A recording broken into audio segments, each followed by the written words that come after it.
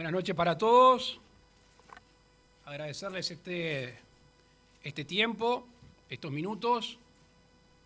Hoy los hemos convocado para conversar acerca de la LUC, acerca del referéndum que tenemos que ir a votar los uruguayos el próximo domingo. Hace exactamente 2 años, aquí sentados, el 23 de marzo del 2020, el gobierno comunicaba que no iba a aplicar la cuarentena obligatoria, que iba a apelar a la libertad responsable de los uruguayos. Nosotros confiamos en aquel momento en la actitud de la gran mayoría de los uruguayos. Y desde el 13 de marzo a la fecha hemos tenido una comunicación directa y transparente con la ciudadanía para informar acerca de todo tipo de noticias, las duras, las difíciles y las otras.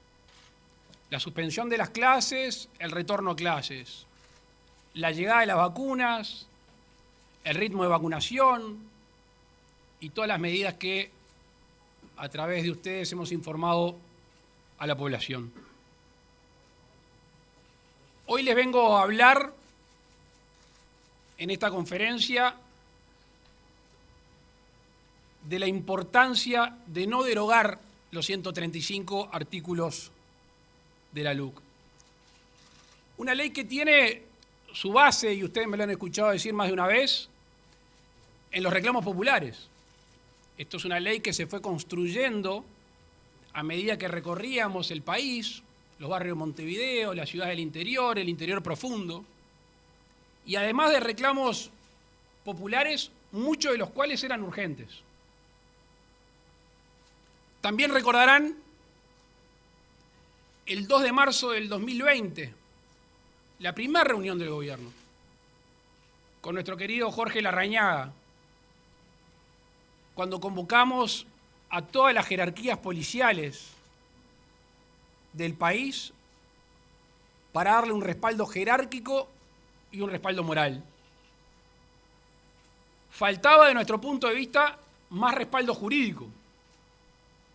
Y por eso uno de los capítulos más importantes de la ley de urgente consideración es el que hace a la seguridad pública.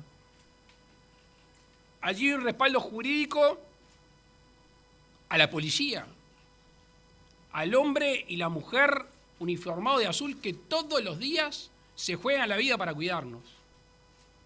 Hay también una protección mayor para los ciudadanos, al mismo tiempo que penas más duras. En todos los artículos, pero en este capítulo en particular, la derogación significaría claramente un retroceso. Pónganse en los zapatos de ese hombre, esa mujer policía, que la ciudadanía le saca ese escudo, esas herramientas que le permiten combatir mejor a la delincuencia. Tenemos un capítulo dedicado a la educación. Durante estos últimos años es notorio el deterioro en el nivel educativo de nuestros niños, adolescentes y jóvenes. Se habían elegido determinadas herramientas por los gobiernos anteriores y los resultados son negativos en comparación con nuestra historia y además en comparación con el resto de América Latina. ¿Qué hizo el gobierno? Optó por otras herramientas que estamos convencidos que son las mejores herramientas para llegar ¿a quién? Al destinatario último de todo el sistema educativo, que es el educando, que es el alumno. Y por eso creemos que estas herramientas van a ayudar realmente donde se iguala. Porque si uno fija en los registros educativos, los peores, lamentablemente, son entre los que menos tienen, o sea, los más vulnerables. Un capítulo que ha estado en discusión es el que hace a la materia laboral, básicamente a los derechos, al derecho de huelga y al derecho de trabajo. ¿Y cuál es el derecho que protege el gobierno? El que constitucionalmente estamos obligados a hacerlo. Los dos. Y esa es la solución positiva que nosotros adoptamos. La ley de urgente consideración defiende el derecho a huelga, pero al mismo tiempo defiende al trabajador que quiere trabajar.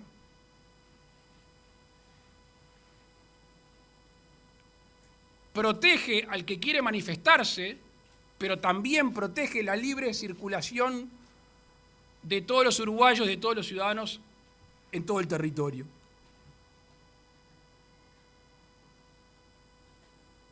Un tema que en estos días algunos analistas han estudiado y han opinado es el de la regla fiscal. Para mí es de sentido común una regla fiscal. Lo hace cualquier familia. Cuando ganan un peso extra, cuando tienen un ingreso extraordinario, ahorran, guardan. ¿Por qué? Por las dudas, por los imprevistos. Si en algún momento hay que gastar más, en el momento de las vacas flacas, ahí tiene un ahorro. Obviamente esto hace al respeto de los dineros públicos, cosa que no venía sucediendo, y no quiero abundar lo que sucedía ante el 1 de marzo del 2020. Ahora, anda por allí un argumento de que esta regla fiscal carecería de sensibilidad social.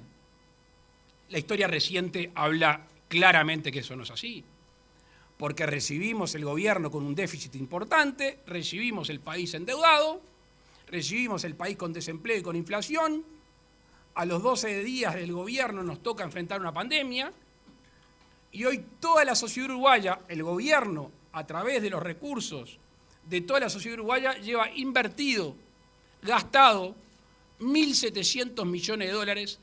¿En quién? En la salud y en los más débiles. Sobre la libertad financiera, este es un tema que a veces cuando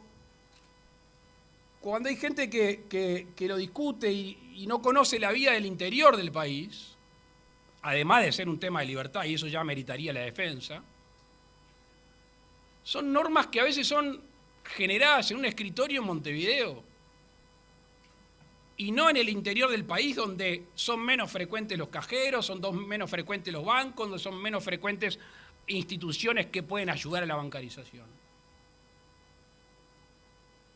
Y sin perjuicio de ello, no ha habido una migración hacia el efectivo, simplemente se le ha generado la libertad a los uruguayos para que puedan manejar su dinero como mejor les parezca y no necesariamente a través de un banco. La ley de alquileres. Bueno, este tema me toca muy de cerca porque creo que fue en el año 2010 que yo presenté este proyecto de ley. ¿Qué tiene como inspiración? Mucha gente que no tiene posibilidad de tener garantía, que no tiene respaldo familiar y que no puede tener respaldo bancario, que además de no tener garantía, este otro sistema permite el alquiler sin plazo. Ponga a pensar una persona que consigue un trabajo en otro lugar del país y tiene que ir a alquilar, no sabe cuánto va a trabajar, cuánto tiempo, o un chiquilín que viene a estudiar en el interior, a Montevideo. Entonces esta es otra oportunidad de un sistema muy basado en la confianza. Tenemos la 14.219, la ley de alquileres tradicional, en la cual la mayoría de los arrendamientos del país se sostiene, la gran mayoría. Es hipergarantista, cosa que está bien. Ahora, si alguien opta o si alguien tiene esas necesidades, hoy tiene otro sistema, que es un sistema basado en la confianza, que los que menos tienen, y está comprobado, porque decían las autoridades de la Cámara Inmobiliaria que de los contratos que se han dado bajo esta nueva modalidad, ¿sabes cuáles son? Los que van de 8.000 a 12.000 pesos. Es la gente que tiene menos respaldo. la gente que tiene menos acceso a la garantía. Un tema que también está recurrido, que realmente nosotros no entendemos cómo no se comprende la sensibilidad del mismo, es el tema de las adopciones. Seguramente mucha gente que nos está viendo, escuchando, sabe de parejas que han estado esperando años para adoptar y niños que no han podido durante mucho tiempo vivir en el seno de una familia. ¿Qué es lo que se hizo con la LUC? Se generó un sistema para acelerar las adopciones. Y en esto ha habido un resultado positivo que creo que todos nos deberíamos alegrar. El año pasado se dio un récord de niños adoptados, 125. Y el dato que me pasaba el presidente del INAU ayer es que sin haber terminado el primer trimestre de este año, ya van 43 adopciones, son 43 niños, con respecto a 32 del mismo plazo del año pasado. Y finalizando, antes de hacer lugar a las preguntas, un reclamo que he escuchado y que no comparto, pero no comparto porque creo que los hechos lo demuestran. La primera vez que hablé de una ley de urgente consideración fue en noviembre del 2017. Si no es noviembre, es diciembre. 2017. El borrador se repartió en enero, creo que también era un 23 de enero del 2020. A raíz de la pandemia decidimos el proyecto de ley repartirlo entre todos los partidos políticos antes de ingresarlo. Ahora, cuando ingresó al Parlamento, fíjense que se aprobó en menos tiempos del que está previsto en la Constitución. Nadie puede decir que fue con apuro, porque se tomaron menos días de lo que la Constitución les permite. Después se dice que no fue discutido. Yo estaba revisando recién. Más de 170 delegaciones, en una Cámara y 100 delegaciones en la otra. Que se legisló a los ponchazos. Miren, se modificaron más de 270 artículos. De los artículos originales se modificaron más de 270. Y para mí la prueba más contundente de que esta es una buena ley es el tiempo.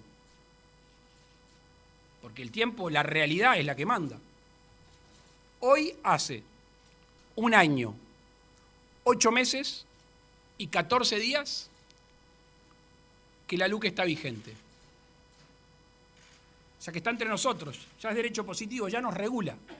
1 año, 8 meses y 14 días. Y los perjuicios que se anunciaban de manera grandilocuente, con bombos y platillos, no han sucedido, no se han dado. Sí han habido beneficios. Lo dicen los registros que tenemos en seguridad pública, lo dicen los registros que tenemos en materia de narcotráfico,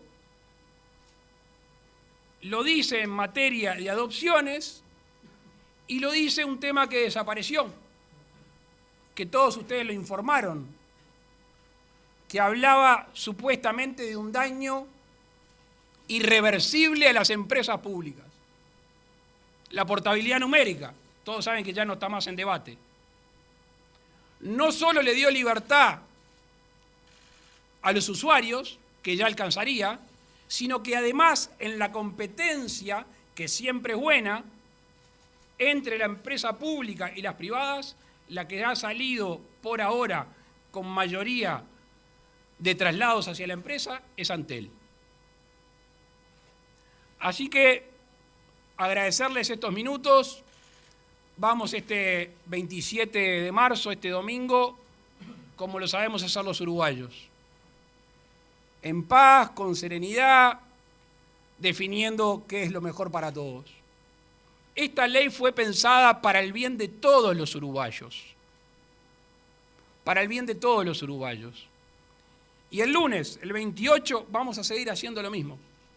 Poniéndole afecto, dedicación, empeño, esfuerzo, escuchando y obviamente también definiendo para lo que nos hemos propuesto estos 5 años, que es para mejorar la calidad de vida de todos los uruguayos. Les agradezco y quedo abierto a las preguntas. Habilitamos entonces las consultas. Les recordamos a nuestros colegas identificarse con nombre y medio al cual representan.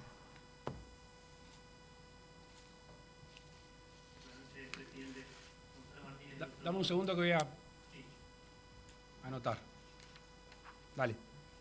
Consultarle, en realidad, varios dirigentes del oficialismo han dicho que lo que está en juego el próximo domingo es, de alguna manera, el derecho a gobernar. Y también, que se está defendiendo, digamos, el cambio que la ciudadanía votó en 2019. Consultarle concretamente si usted coincide con esta postura que han dicho algunos ministros y otros dirigentes de la coalición. Y si es así, ¿cuál sería el análisis? Si eventualmente el domingo triunfara el sí, si estaría cuestionado, digamos, el gobierno y eventualmente las reformas que se podrían llevar adelante. Gracias por la pregunta. Es una herramienta importantísima. Gran parte del programa de gobierno está inserto en la LUC, por supuesto. Pero yo recién lo personalizaba. Imagínense el respaldo que hoy siente la policía el lunes sacándole esas herramientas. Obviamente que hay un retroceso. Obviamente. En materia educativa, obviamente que hay un retroceso. En que te vuelvan a obligar a tener el dinero sí o sí dentro de un banco y cobrar de determinada manera, obviamente que hay un retroceso. Que vamos a dejar de hacer el esfuerzo, que vamos a poner todo el empeño. Pero no es lo mismo gobernar con estos 135 artículos que sin estos 135 artículos. Obviamente no es lo mismo.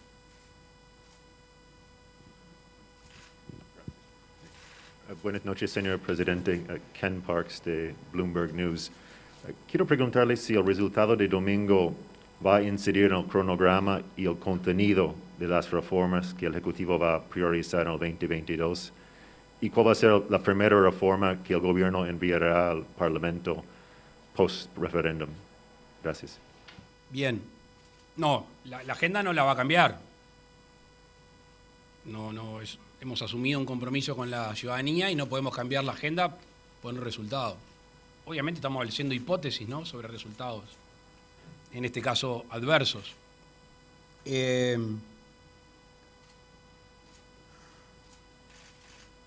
Quizás no directamente legislativa, pero la que estamos trabajando seriamente es el tema de la emergencia sanitaria,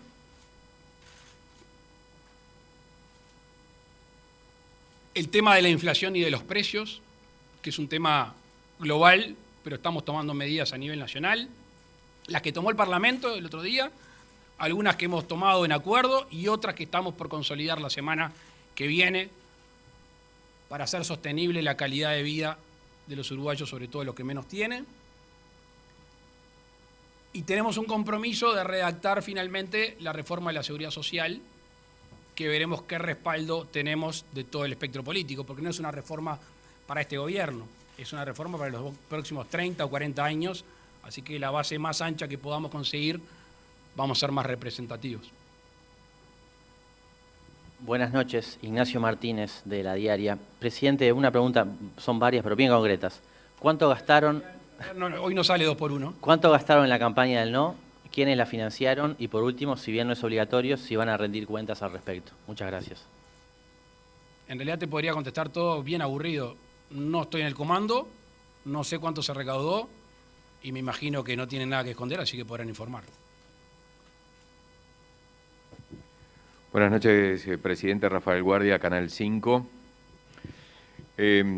Quería preguntarle sobre la propuesta que se hace desde la oposición, específicamente Fernando Pereira, pensando ya en el día después, y leo prácticamente textualmente lo que ha dicho: hay que buscar consensos y que pueda haber posibilidades de generar leyes que tengan mayores apoyos. para que de esa manera no se legisle con solo una de las mitades. ¿Cómo piensan desde el gobierno el día después del referéndum? Con lo que terminé, con los 135 artículos vigentes, con la policía respaldada, con la libertad financiera, con la posibilidad de una regla fiscal para cuidar finalmente los recursos públicos, cosa que no se venía haciendo, siguiendo con esta aceleración de los procesos de adopción y con todo lo que venimos hablando, además de las próximas reformas que recién le contestaba a un colega. Ahora, para no esquivar el centro de tu pregunta, ¿a qué se refieren? O sea, ¿nos vamos a sentar con el PIT-CNT y con el Frente Amplio o quien represente a ellos para realmente defender el derecho a huelga y el derecho al trabajo? ¿Nos vamos a sentar para darle herramientas a la policía? Si fuera así, no estaríamos en este referéndum. Lo que nosotros tenemos que hacer es gobernar, cumplir un plan de gobierno que le ofrecimos a la ciudadanía. Y además herramientas que, insisto, después de un año, 8 meses y 14 días, no han generado perjuicios y sí han generado beneficios. Hablar, ustedes están acá muchas veces cubriendo la torre ejecutiva.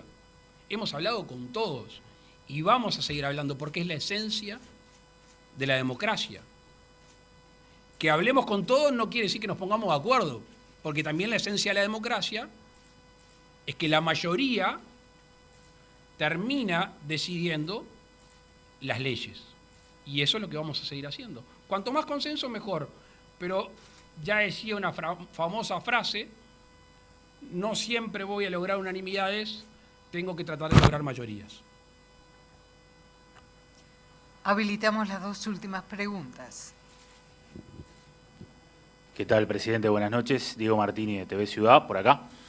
Usted hacía referencia recién a reclamos populares. Es evidente la importancia que ha tomado el referéndum en la población. Los debates han tenido altos niveles de audiencia. Se ha generado una movilización política con actores políticos tanto del sí y del no. Se ha generado una movilización popular tanto del sí y del no. Y le pregunto, ¿qué importancia le da usted a esta herramienta del referéndum y a la posibilidad que la población se exprese el próximo domingo? Muchas gracias.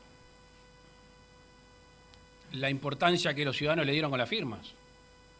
Es un resorte constitucional, son institutos de democracia directa, son esas válvulas de escape que el constituyente le da al pueblo, ¿no? Esa reminiscencia de democracia directa, que es decir, bueno, esta ley, tal porcentaje de los ciudadanos entiende que se tiene que ser sometida a la ciudadanía, al electorado.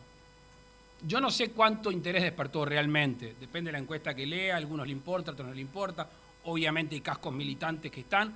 Mi sensación, pero me puedo equivocar, es que hay una mayoría silenciosa del país que quiere que las cosas se hagan, que quiere que se cumpla un programa de gobierno, que no quiere atrasar o volver atrás en algunos temas. Esa es mi sensación, pero el domingo de noche lo vamos a ver. Presidente, buenas noches. Pablo Piñeiro, del diario La R. En la eventualidad de que el no obtenga el triunfo y considerando el tiempo que usted acaba de decir que la ley está en vigencia, ¿el gobierno podría llegar a analizar de futuro algún tipo de agregado o modificación a alguno de los 135 artículos o a partir del 28 de marzo queda todo como está? Gracias. Gracias a ti. En realidad, yo no lo llamaría un triunfo. Yo lo llamaría una ratificación de un instrumento legal. O sea, en la íntima no es para festejar. Simplemente que creímos en unas herramientas y ojalá que la gente entienda que esas herramientas son de las que hay, las mejores y que no vale la pena derogarlas. Si tenemos pensado agregados, no. Si mañana surge la necesidad de mejorarlo, toda obra humana es perfectible. Y si se puede mejorar, no digo los 135 esto, digo los otros artículos o del texto legal que sea, estamos dispuestos, por supuesto. El día que alguien se cierra y cree que tiene toda la razón y toda la verdad, es el día que dejó de tener contacto con la opinión pública, con la realidad, y es el día que deja de servir como gobernante. Muchísimas gracias. Buenas noches.